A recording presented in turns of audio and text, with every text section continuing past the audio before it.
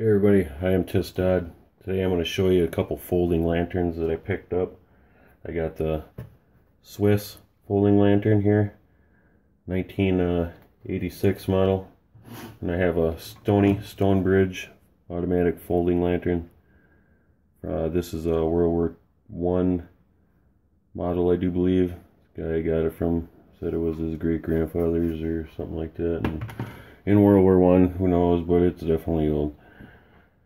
So what I'm going to get into right now, we're going to go with the Swiss because this has the most features to it. This is my kit. I made a burner. If you've seen any of my other videos, you know how these work. This is just a smaller scale, and I'll show you why that is in a little bit. Inside the case, got my fuel for the burner. Then we have the lantern itself. I added a back panel on here. This is a reflector. It also helps protect the mica glass that I'll show you here in a second. I usually just pop this off until I want to use it. Pretty nice at reflecting the light and not having any light come back at you so you can see forward. You'll see why that is in a second, and if you research these, you know right away. So these are fairly more complicated than the Stonies. I mean, they take a little bit of work to figure it out and everything. We got the little grabber on the bottom. You can use wax. That's initially what it's for, or designed for, but I made an oil insert to fit in there because I prefer the oil. It's not as messy, and I can refill it. So there's a few ways you can open these. I prefer to do it this way. I don't know if you can see. You got the latches on here. That just slides over. And I'm going to lock the top first on this. You can go either way. It's just easier for me to do it this way. I've got the pins, and you just slide them in. Very, very easy once you figure it out. First time I put together, I didn't do it right. I didn't clasp these on there. So it had an open space. You'll know right away when you do it wrong. So what I like about this, you got 360 light, you got an axis in the front. These springs are pretty heavy duty, so it does take some force, and you don't want to slam this. You always want to have your fingers on this. In fact, when you handle this whole unit, handle it either on the top or the bottom. If it's burning, obviously don't handle it on the top.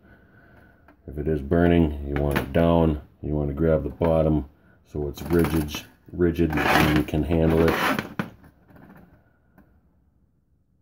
And then you won't have to worry about it knocking over and damaging this mica.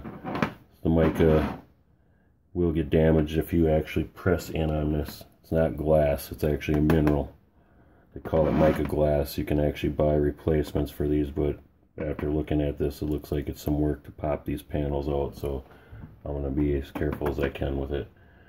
So we got that back or the front axis panel, and we can spin this around, and if you want to access it from the top, I can drop my insert in here. You can see that grabs it pretty nicely. It's going to be off a little bit, it's not going to be straight, but that's just how it is. Who cares, you're getting light. But what I like about the oil inserts is when it's lit, it doesn't splash or anything. You do that with wax. You got wax all over this mica. It's not pleasant to try to get that off because you can really seriously damage your mica glass on here, and you don't want to do that. So we're going to pop this guy back out.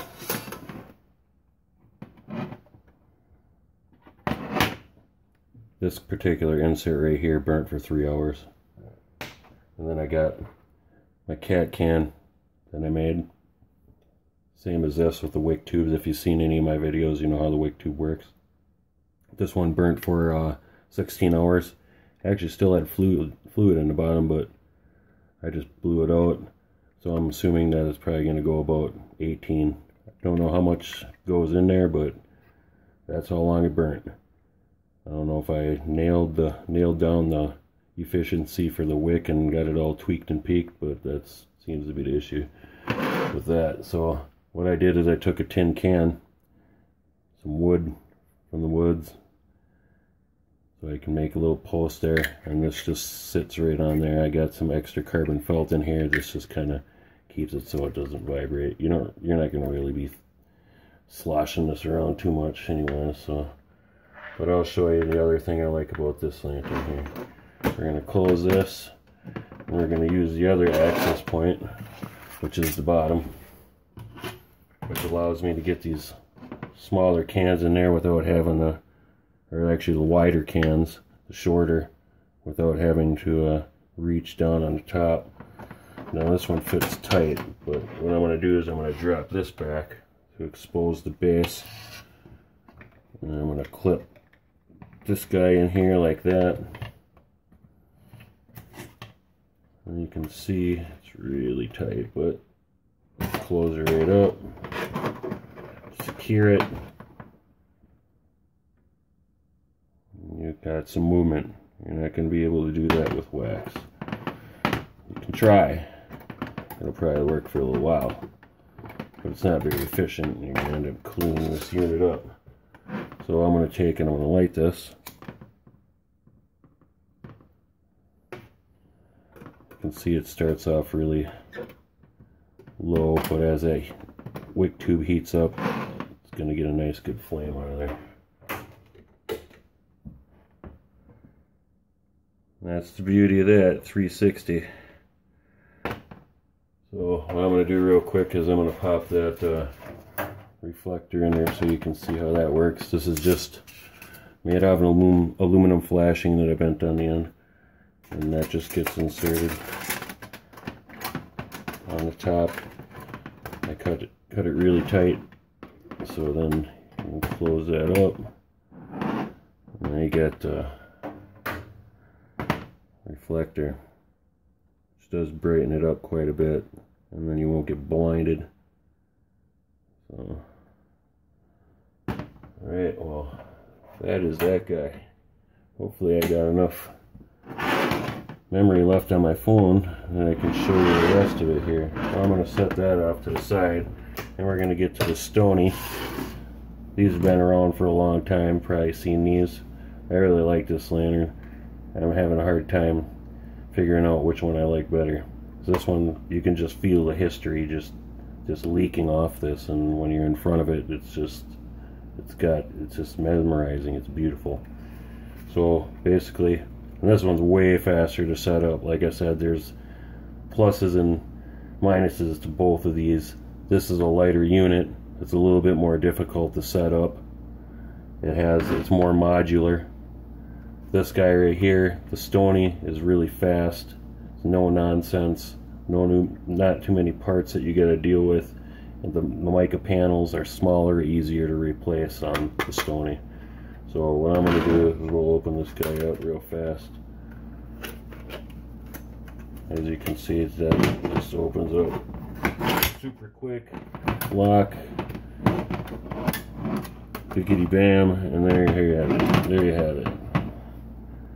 So with this one, same rules apply. You don't touch the mica glass. What I like about this is it's got a more area for you to grab onto. Obviously you don't want to grab onto this when it's hot. This roof here gets really hot, so you don't want to be touching that, especially when you're running oil, and depends on how big the inserts are. So when you open these, it just pops open, and I actually have a special insert somewhere. Not exactly sure where I put it, but it's actually a smaller one, and it has a base to it. But these actually work too in here. These will just set in there, and they're fairly secure. This one's a little bit too big for this. I actually have a smaller one, and it's probably hiding with the other one, and I probably left it in my car. Oh well, I can show you that another time. But that is pretty much it. Two beautiful lanterns running on oil inserts. I hope this video was useful for somebody out there who's actually looking for some folding lanterns, because there's not really too much information on it, and I mean, some of the videos, they don't go really in depth on like how to put them together, what to look for, I mean, how to hold them and stuff like that. So hopefully this helps. But anyways, thanks for watching. If you have any questions, feel free to ask. I'm usually always around. You can follow me. I'm also on Stoveaholics on Facebook, Hammock Forums on Facebook, and a few other groups. Check me out. I got a lot of photos and other stuff on my wall open up to the public.